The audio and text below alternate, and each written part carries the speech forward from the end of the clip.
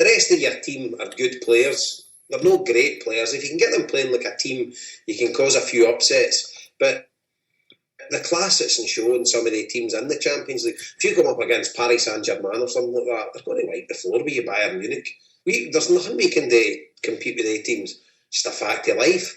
We can hopefully make it difficult for them and they'll get embarrassed.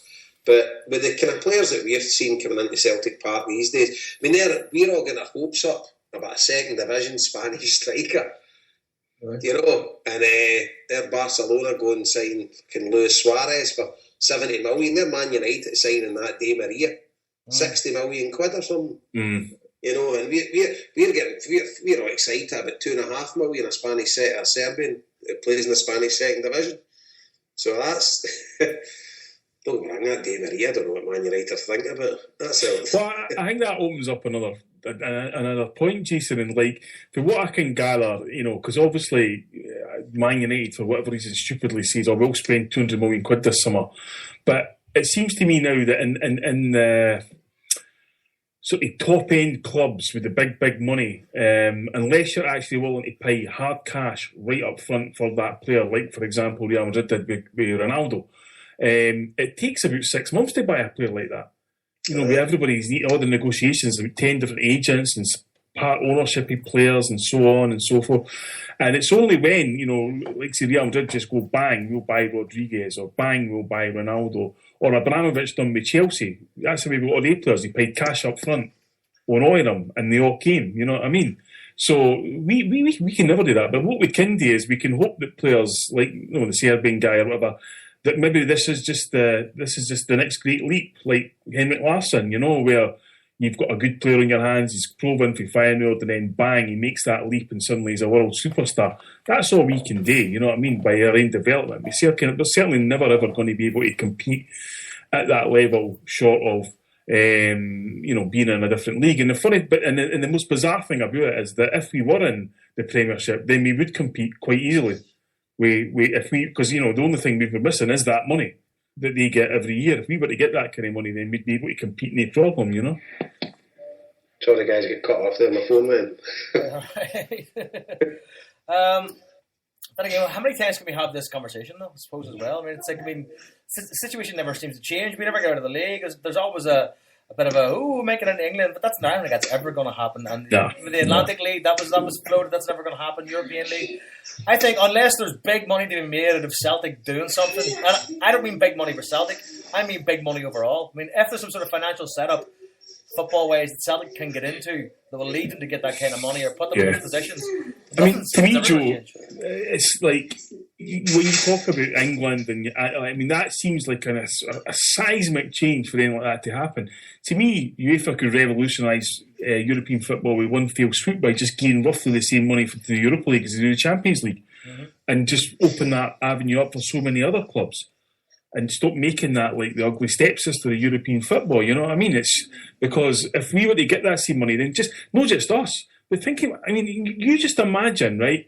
We have 3 teams basically fighting for the Europa League in Scotland every year. Just imagine one of the teams go into that Europa League for the first time and suddenly they got a £50 million cheque handed to them. What that would do for St Johnstone, Aberdeen, Motherwell, you know, anybody like that. But instead, you know, they just see that, you know, we're lucky in the fact that we get one grab at the money that can continue to make us be able to compete at that level every season, and we've got to play 6 fucking games to try and get there. You know, it's no easy at all. But if the Europa League was sort of opened up and there was bigger prize money put into it, you bet your bottom dollar that you wouldn't get English teams fucking putting shadow teams out there and people not giving a fuck about it and all that kind of thing. But instead, as you say, it doesn't happen, and we just have this conversation every single season. Far too big for Scotland. Never going to be good enough to win the Champions League at this stage. Here's something I tweeted it today. I don't know if you've seen that tweet. It was a few guys are following Bilbao, and it's a bit of a seismic shift in La Liga with the spending prowess of the teams. And it's actually, there's a league table and the profit and loss to do with transfers this season. And I thought it was quite interesting reading. Athletic Club, they're plus 35 million. Real Sociedad plus 33 million, Sevilla plus 20 million, Valencia plus 14 million. So all the teams have made a profit, and then you've got Villarreal, they've spent 5 million, and then you've got your big three. Atletico Madrid have spent 14 million, Real Madrid have spent 16 million, and Barcelona have spent 73 million. But there's only 4 teams that's in a debt. You know, and that, I think that tells its own story. You know, the teams over there are having to cut their cloth accordingly. You know, they had a few years. They were extending their debt, but it's only the 3 of them now: Atletico, Real Madrid, and Barca. Aye, I mean, I think this is the thing. I think that Arsene Wenger gambled on 5-6 years ago. You know, when they were paying back the money for the Emirates Stadium, which I believe is paid off in 2 years. He was like, you know, we pay that off, debt free, huge money in every. We'll dominate European football because all the rest of them will be hamstrung with debt and whatever. But the gamble failed because, you know, the banks are never going to come into Real Madrid, never going to come into Man United because they just make too much money for the local economy and all that. And it pisses you off because, I mean, there's, you know, Barcelona, right? So he's saying, I mean, it's a strange one because, you know, I thought I read in the summer that Barcelona couldn't sign players and that Luis Suarez was banned. And then I seen Luis Suarez come on for Barcelona 2 weeks ago. So, fuck knows what the rules are there. And they say UEFA have upheld their ban, but they're still fucking signing him. But I'm sure Liverpool are looking at it thinking, secretly, they'll never admit this, but it's like, Luis Suarez is a fucking head case. And we managed to get 75 million quid for that guy.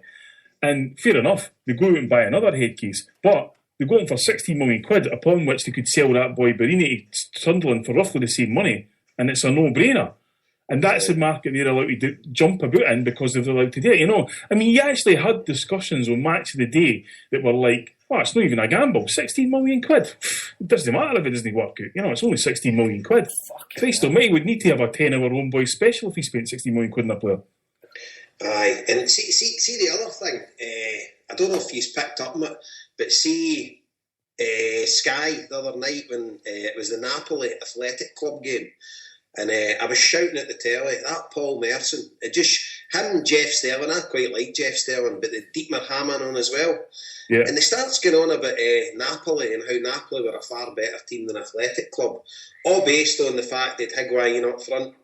And you're just saying to yourself, well, hang on a minute, La Liga's got the European champions, they've got the UEFA Cup holders as well, you know, and you're just saying to yourself, Athletic came fourth in probably the hardest league in the world.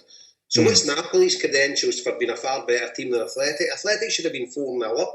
They ended up 1 each. But as I say, it's all set, and Napoli are a decent side. But it was just the contempt they showed Athletic.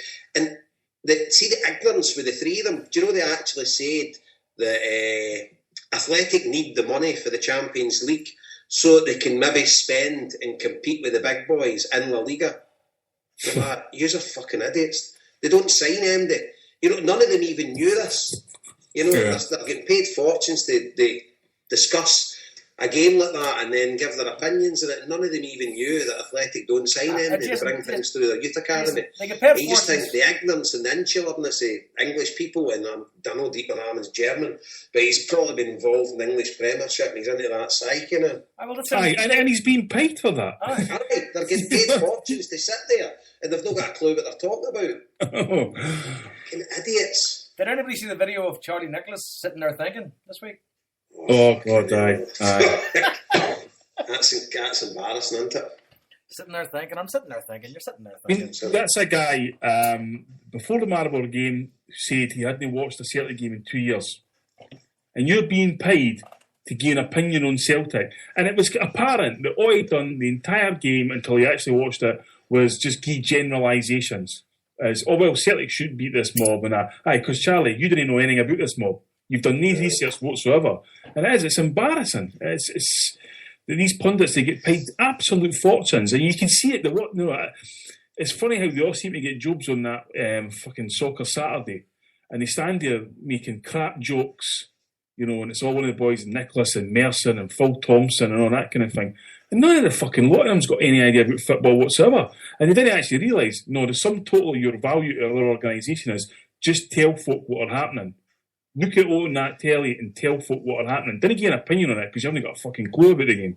No, I think it is as well, Was Paul. somebody talking about on coil there by any chance when I was out the room? That's what brought you onto this? No. No.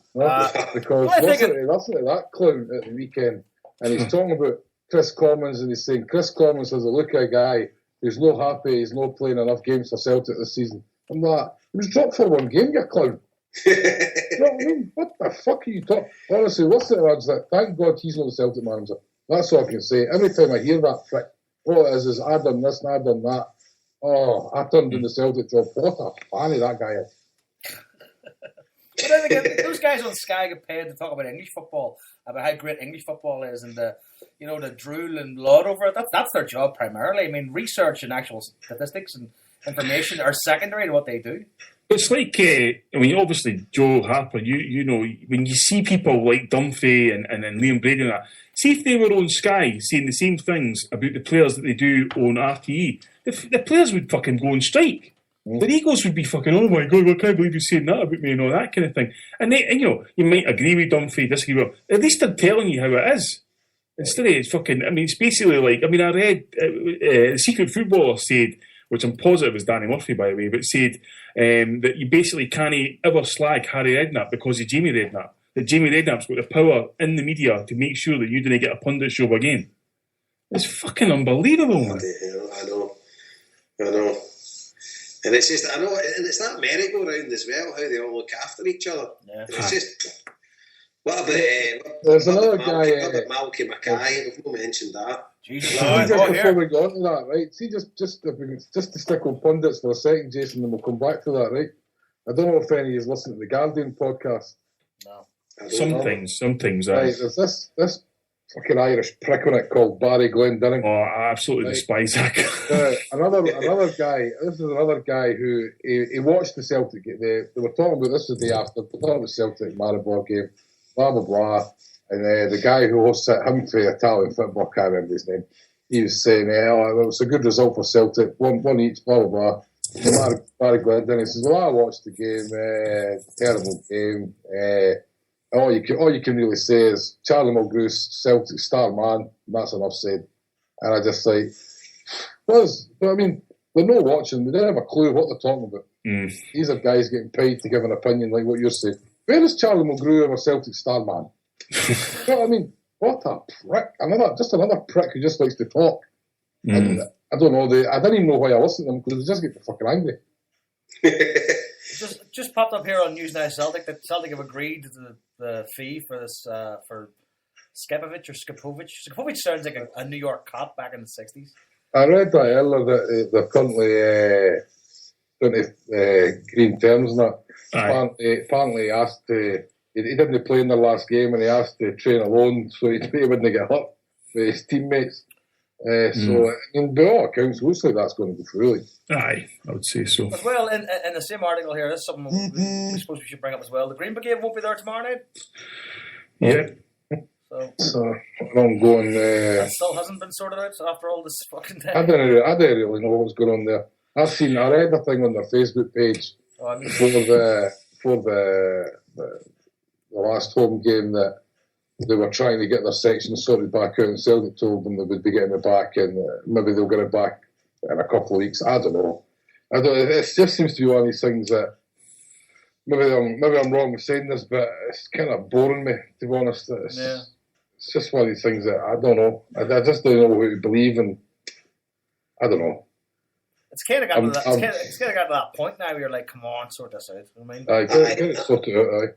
I like to see them. I like to see them back. Do you know what I mean? But it's just bores the shit out of me. It probably bores the shit out of them, to be honest with you. Maybe that's the play. I mean, maybe it's just keep them frustrated long enough so they don't come back. And it's a shame because they're just the Celtic fans just the same as us. Huh? You know what I mean? Aye, I know there was some fucking half-wit was tweeting today about, the reason the Green Brigade wasn't going to be there was because they were going to boo Fergus McCann against Dundee United and they were going to have a political protest against Maribor. Total and utter shite. Not even. It's the relationship that Celtic has with the Green Brigade, and particularly certain people who deal with them, isn't an antagonistic relationship. And I'm telling you, the Bean Breed will tell you that. It's a very much an ongoing, productive kind of relationship. And I'm sure in the fullness of time, which will be the next few weeks, it will get resolved. It just, for whatever reason, hasn't been resolved at the minute. I know the word